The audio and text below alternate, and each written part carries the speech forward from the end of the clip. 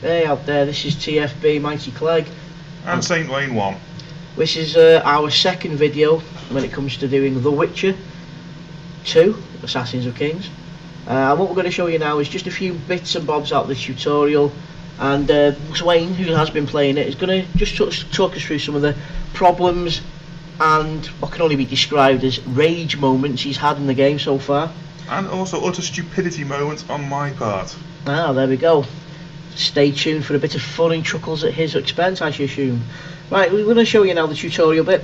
This is the first thing you'll see when you start the game, if you choose to do the tutorial. Did you have an option to stop doing it? Yes, I did have an option to just completely skip the tutorial if you've already played The Witcher 1 or whatever, but obviously with that not being on console now, you will want to play it with your first time round just to get the controls.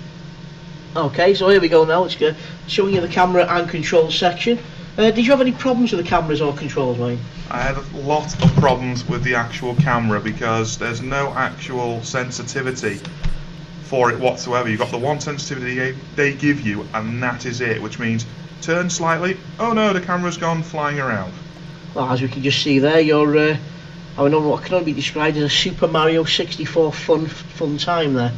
Yeah, the camera controls are very, very awkward. It's like handling the controller made of glass. Ah, fair enough. So there we go, glass controller. So we're looking at now picking up loot. Oh, obviously this game is treating you as if you've never played a game ever in your life. Everybody who's played anything knows how to pick up loot. So I take it this comes around every character that's dead. You can pick loot up this little symbol here, or is it sort of different as you go out into the world?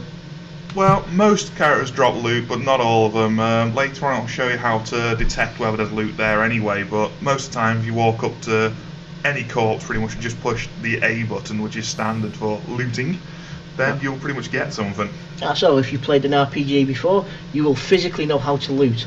Here's the inventory screen. Was the inventory screen easy to navigate, or did you have problems? No, the infantry screen is actually very, very easy to use. It's standard stuff, to be perfectly honest, ever since pretty much Baldur's Gate near enough. Oh, fair enough. So you're going back a fair few years there for that? Oh yeah. Definitely. So you can see having a good look through there. Do you start off with much equipment, or is it all bog standard crappy crap? To be perfectly honest, you actually get reasonable equipment for the tutorial, but then once you start the actual game, you get all your equipment taken from you. And you start with bog standard, absolute trash. So basically, what they do is they build up your hopes of, I've got something decent to start a game with, and then they go and replace it with a paper bag. Pretty much, yeah. If you remember our previous videos, remember the comments of Whifflebackness? Well, it comes back. Ah, fair enough. I see something called the Witcher's Medallion come up. Can you give us a few ideas on what that actually does? Yeah, it allows you to detect all loot and basically all the rubbish trash laid around you for stuff like alchemy and such. Ah, fair enough. So, how does this work then? You literally push in stick and everything glows sort of yellowy orange colour. Oh, there we go. As you can see right now. And you now have a glowing tree. So basically you're irradiating the area by the looks of things. Well, pretty much. The novelty value would wear off rather quickly if it was irradiated though. Ah, irradiated haggis sounds nice at this moment in time. So here's a quick question then. Does this have a cooldown, or can you use it as many times as you want? It does have a cooldown. It's not very long cooldown, but it's enough to stop you from pretty much just spamming it repeatedly. Alright, so you can't just go tap, tap, tap, tap, tap, tap, tap. No, it's about a second or two cooldown. Ah, so it's tap, have a quick drink, tap, have a quick drink. See, we're looking about alchemy now. Did you have any problems understanding the alchemy system?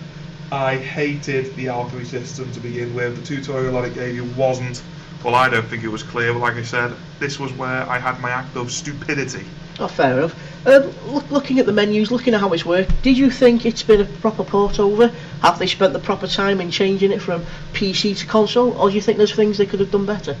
They've actually done probably the best port I have ever seen from PC game to console, because usually it's console to PC and the PC players get absolutely ripped off. And this time round, they've actually spent the entire about year in between the PC version and the console version on making it work properly. Well, as you saw with the intro cinema that we saw earlier on, that's on our first video of this series, it was quite nice.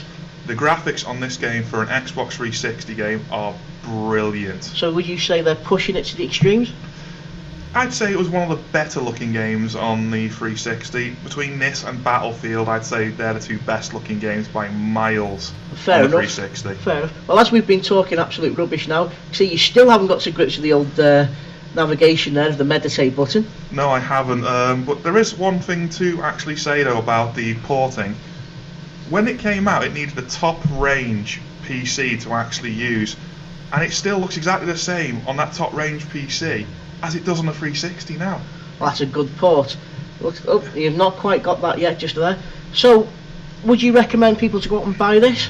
If you are a fan of old school Baldur's Gate style RPGs but with a very adult theme, I'd say go out and buy this game. You will get a good 30 odd hours out of it. Oh, fantastic. Well, you've got it right there. So this is TFB signing off from part 2 of The Witcher Saga. Please stay tuned for more in the future. We'll see you soon.